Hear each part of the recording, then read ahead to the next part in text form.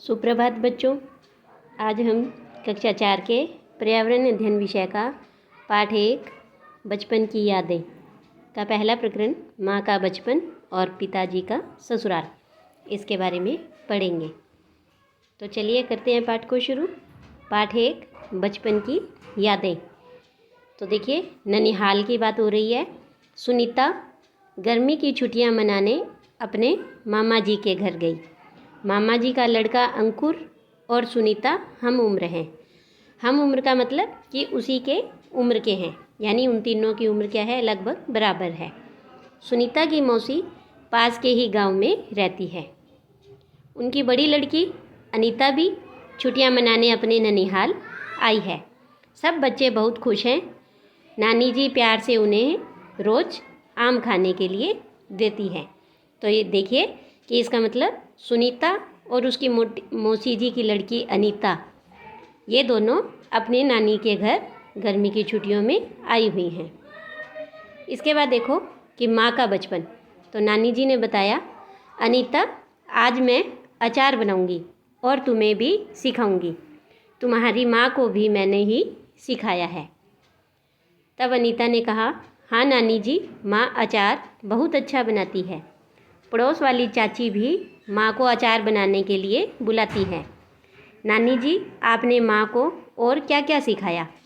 तब नानी जी ने कहा, बेटा तुम्हारी माँ जब छोटी थी तब उन्हें खेलना व पढ़ना बहुत अच्छा लगता था। तब मैं उन्हें ज़्यादा काम नहीं बताती थी, लेकिन जैसे जैसे वह बड़ी होती गई मैंने तुम्हारी माँ, मामा व मौसी से घर के कामों में मदद लेना शुरू किया। वे मेरी मदद करते करते ही काम सीख गए। तब अनीता ने कहा, नानी जी, माँ तो मुझे हमेशा पढ़ने के लिए ही कहती है, आप भी ऐसा ही करती थी? तब नानी जी ने कहा, हाँ बेटा, लेकिन तब हम पढ़ाई का इतना महत्व नहीं जानते थे। फिर भी समय समय पर मैं भी सभी बच्चों को पढ़ने के लिए कहती थी। तब अनीता ने फिर पूछा, नानी जी, आपने और माँ ने कहाँ तक पढ़ाई की है? तो देखो फिर उन्होंने क्या जवाब दिया कि नानी ने कहा, बेटा मैंने तो 5वीं तक ही पढ़ाई की है। हमारे समय में आगे पढ़ने के लिए दूसरे गांव जाना पड़ता था, फिर घर व खेत का काम भी करना पड़ता था। लेकिन तुम्हारी माँ पढ़ने में होशियार थी। वह पढ़ने के साथ बाजार के काम भी कर लेती थी। इतने में सुनीता फ़ोटो की एल्बम लेकर आ गई और सभी फ़ोटो देखने लग गए। और इस तरह से नीचे चित्र में देखो कि नाना जी और नानी जी के साथ हैं, सभी बच्चे बैठे हैं और वो फ़ोटो एल्बम को देख रहे हैं। अब इसमें क्या है कि जो फ़ोटो होंगी वो उनकी माँ के बचपन की होंगी, मौसी के बचपन की होंगी। तो सुनीता ने कहा, नानी जी, मेरी माँ ने तो फूल वाली फ़्रॉक पहनी है, यह कितनी सुंदर है। आपने भी सितारों वाली साड़ी पहनी है। यह फ़ोटो कब खिंचवाया था? कल जब पिताजी और मौसा जी यहाँ आएंगे तो उन्हें भी यह फ़ोटो बताऊंगी। तब नानी ने कहा, यह फ़ोटो तो तुम्हारे मामा जी की शादी के समय का है। और इस तरह से सभी फ़ोटो एल्बम देखकर अपनी पुरानी यादें ताज़ा कर रहे थे। तो देखिए नीचे कुछ प्रश्न हैं कि आपका ननिहाल कहाँ है। तो देखो बच्चों, आपको ये बताना है कि आपके नाना नानी कौन से शहर में रहते हैं, वही आपका ननिहाल है। तो इसीलिए आप सभी अपने अपने ननिहाल का नाम, शहर का नाम लिखेंगे। दूसरा प्रश्न कि आपके मामा जी और माँ में क्या रिश्ता है। तो देखो कि आपके मामा जी और माँ में भाई बहन का रिश्ता होता है। इसके बाद आगे कुछ प्रश्न और हैं कि आपके ननिहाल में कौन कौन रहते हैं। तो देखो कि ननिहाल में नाना जी, नानी जी, मामा जी, मामी और उनके बच्चे रहते हैं।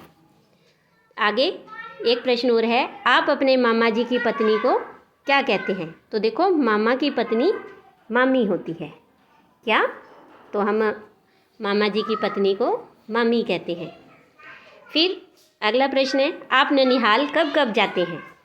तो देखिए, हम ननिहाल गर्मी की छुट्टियों में जाते हैं या फिर वहाँ कोई विवाह है या जन्मदिन है, कोई विशेष अवसर है, तब हम वहाँ जाते हैं। इसके बाद आगे प्रश्न है कि आपके पिताजी और मौसाजी में क्या रिश्ता है। तो देखो, पिताजी और मौसाजी में साढ़ू का रिश्ता होता है। कौन सा? साढ़ू का। ठीक। इसके बाद आगे प्रश्न है कि आपको ननिहाल में सबसे अच्छा क्या लगता है।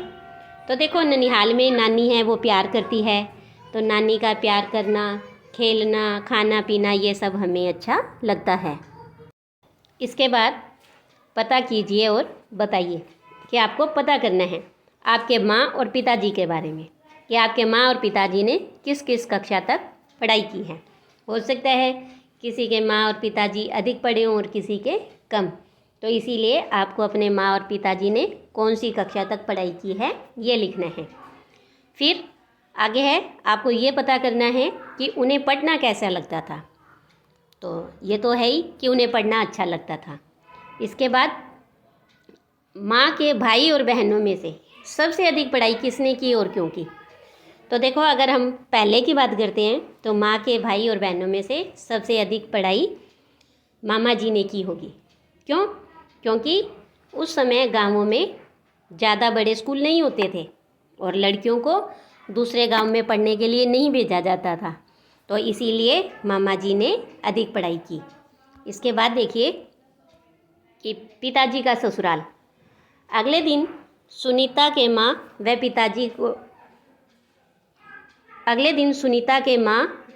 पिताजी सुनीता को लेने आए। घर में बेटी और जमाई के आने पर नानी जी और सभी खुश थे। उनका अच्छे से स्वागत किया गया। सभी खाना खाने बैठे।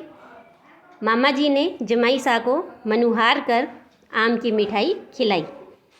तब सुनीता के पिताजी ने भी कहा कि साला जी, आपको भी मेरे हाथ से मिठाई खानी पड़ेगी। और अगले दिन सुनीता भी अपने माँ पिताजी के साथ वापस अपने घर गई। तो इस तरह से यहाँ देखिए चित्र में कि कैसे नाना नानी, मामा और सभी बच्चे और पिताजी सब बैठे हैं और मामा जी हैं वो जमाई को मिठाई खिला रही हैं। तो जो आपके पापा हैं वो आपके मामा के जिया जी होते हैं और आपके पापा आपके नाना और नानी के जमाई सा होते हैं, उन्हें जमाई कहते हैं। तो ये देखिए, नीचे एक प्रश्न है कि आपके माँ व पिताजी की ससुराल कहाँ कहाँ है। तो देखिए, जो आपके दादाजी का घर होता है वो तो आपकी माँ का ससुराल होता है, और जो आपके नाना नानी का, मामा का घर होता है वो आपके पिताजी का ससुराल होता है। इस तरह से माँ और पिताजी के ससुराल अलग अलग स्थानों पर होते हैं।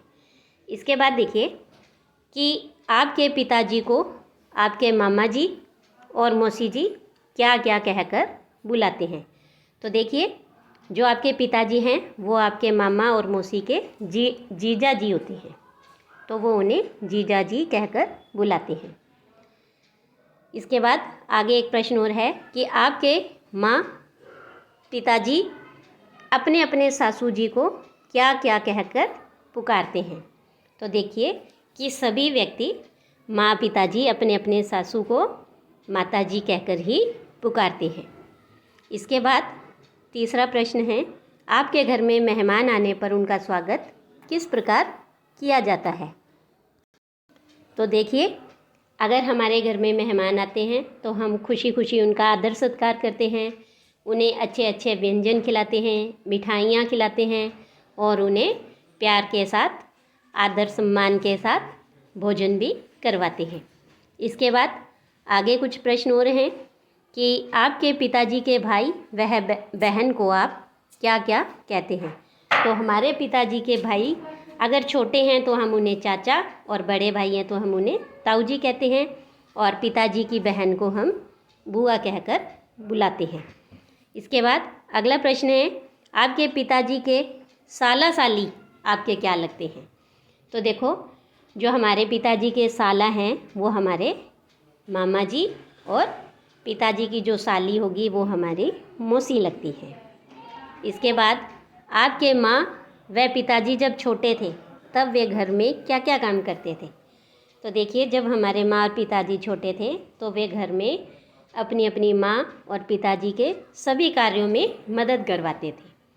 इसके बाद ये है कि आपके पिताजी को क्या क्या काम करने आते हैं, और कोई ऐसे 2 काम के बारे में हमें बताना है कि उन्होंने उसे कहाँ से सीखा, कैसे सीखा। तो देखो कि आप ये कह सकते हो कि हमारे पिताजी को अच्छा खाना बनाना आता है, अच्छा घर का व्यापार का हिसाब किताब करना आता है। तो खाना बनाना वो अपनी माँ से सीखेंगे और हिसाब करना अपने पिताजी से सीखा होगा। तो इस तरह से देखो कि हमने पाठ में क्या देखा, रिश्ते नातों के बारे में, कि ननिहाल के रिश्ते हैं वो नाना जी, नानी, मामा जी ये होते हैं, मौसी ये होते हैं।